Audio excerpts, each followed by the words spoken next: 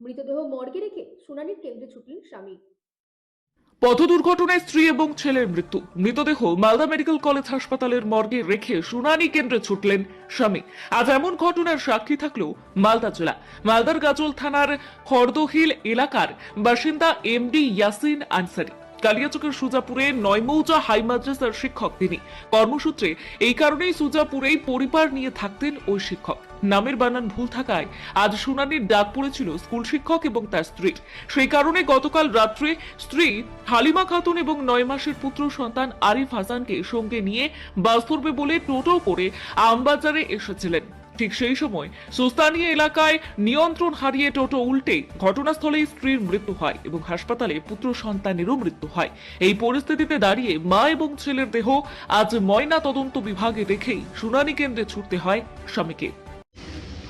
দেহ তো এখন মর্গে হসপিটালেই আছে, পোস্টমর্টমের জন্য অপেক্ষায়। আর ওনার স্বামী তো এখন গাজলে গেছে হেয়ারিংয়ের জন্য, এসআইআরে হেয়ারিং ছিল। তো কালকে আসছিল, রাস্তাতে অ্যাক্সিডেন্ট হয়েছে। তো দেহটা এখানেই আছে, আর ও হসপিটালে ছেড়ে এই এসআইআরে হেয়ারিংয়ের জন্য গেছে। কীভাবে দেখছেন এই যে এত বড় একটা মর্মান্তিক ঘটনা? এটা খুবই দুঃখজনক ঘটনা। এরকম ঘটনা উপযুক্ত ঘটনা না, একদম খুবই দুঃখজনক ঘটনা। খুবই খারাপ লাগছে আর কি।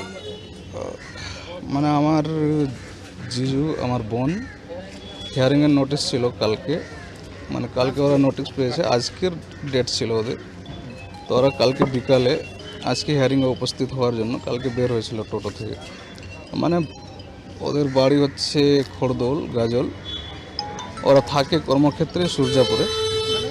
ওরা বাস ধরার জন্য সূর্যাপুর থেকে মালদা আসছিল, মালদা বাস স্ট্যান্ড বাস ধরার জন্য। রাস্তায় যখন টোটোতে চড়ে আসে মালদা বাস স্ট্যান্ড, রাস্তার মধ্যে টোটো নিয়ন্ত্রণ হারিয়ে ফেলে এবং তা অ্যাক্সিডেন্ট হয়ে যায়। এবং টোটোতে চড়ে থাকা ওদের পুরো ফ্যামিলি পড়ে যায়। পড়ে যাওয়ার পরে হালিমা খাতুন যে মারা গেছে, তার অন দ্য স্পট ডেথ হয়ে যায়। এবং ওর কোলে একটা বাচ্চা ছিল, ছোট বাচ্চা। তার কিছুটা শ্বাস চলছিল, কিন্তু ওকে হসপিটালে নিয়ে আসা হয়। হসপিটালে নিয়ে আসার কিছুক্ষণের পরেই ও মারা যায়। মা ছেলে দুজনেই মারা যায়। হিয়ারিংয়ের জন্য আসছিলেন? হ্যাঁ, হিয়ারিংয়ের জন্য আসছিলেন। আজকে ওদের হিয়ারিংয়ের ডেট ছিল, দুজনের, আমার জিজু আমার বোনের দুজনেরই হিয়ারিংয়ের ডেট ছিল।